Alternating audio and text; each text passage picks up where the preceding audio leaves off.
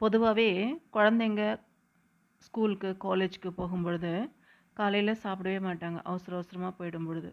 ஆனால் அவங்களுக்கு பிடிச்சத நம்ம செஞ்சு கொடுத்தோன்னா கட்டாயம் சாப்பிட்டு போவாங்க. அந்த வகையில் இன்றைக்கி நான் ப்ரெட் ரோஸ்ட் எப்படி செய்கிறது அப்படிங்கிறதுக்கான ப்ரிப்ரேஷன் தான் பார்க்க போகிறோம். நம்மளுடைய சேனலை சப்ஸ்கிரைப் பண்ணாமல் பார்க்குறவங்க சப்ஸ்கிரைப் பண்ணிவிட்டு பாருங்கள்.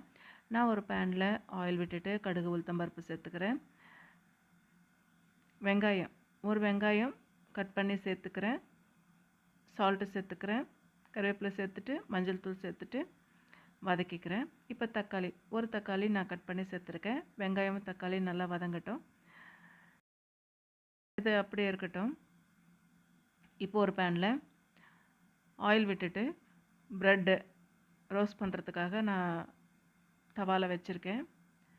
ஒரு பக்கம் வெந்ததுக்கப்புறமா இதை இன்னொரு பக்கம் திருப்பி விட்டுடலாம். அதுக்கு முன்னாடி சுற்றியும் வந்து ஆயில் ஊற்றிடலாம். ஆயில் ஊற்றும் பொழுது நல்லா கிறிஸ்பியாக இருக்கும், டேஸ்ட்டாகவும் இருக்கும். நான் நெய் ஊற்றிருக்கேன். ஒரு பக்கம் வெந்ததுக்கப்புறமா இன்னொரு பக்கம் அதை திருப்பி விட்டுக்கலாம். கருகி வரணும் அவசியம் இல்லை, சூடு ஏறினா போதும். இது ரோஸ்ட் பண்ணி எடுத்து வச்சுட்டு இப்போ வெங்காயம் தக்காளி நல்லா வதக்கிக்கலாம்.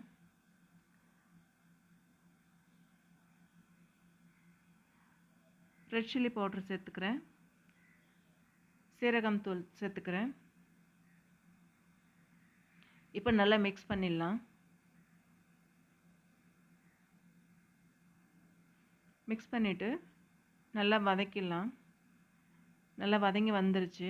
இப்போ நம்ம வந்து ப்ரெட் ரோஸ்ட் பண்ணிகிட்ருக்கோம்ல, இதை ரோஸ்ட் ஆனதுக்கப்புறமா எடுத்துட்டு நம்ம வதக்கி வச்சுருந்தோம் இல்லையா தக்காளி வெங்காயம் மசாலா, இதில் வந்து சேர்த்துடலாம். இது போல் செஞ்சு கொடுத்தோன்னா குழந்தைங்க வேண்டான்னு சொல்ல மாட்டாங்க, விரும்பி சாப்பிடுவாங்க.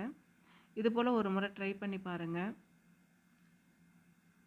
இப்போ வந்து தவாவில் போட்டு எடுத்துடலாம். இதே போல் இன்னொரு ஸ்லைஸும் போட்டுக்கலாம்.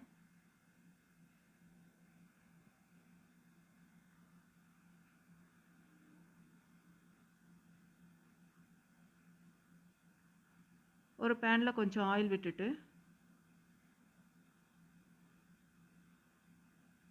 இதை வந்து போட்டு எடுத்துட வேண்டியது தான். ஒரு பக்கம் வெந்ததுக்கப்புறம் திருப்பி இன்னொரு பக்கம் போட்டு விடலாம். 2 பக்கம் வெந்ததோடனே எடுத்துடலாம். அவ்வளோதான், சூப்பரான ப்ரெட் ரோஸ்ட் ரெடி. தேங்க்யூ.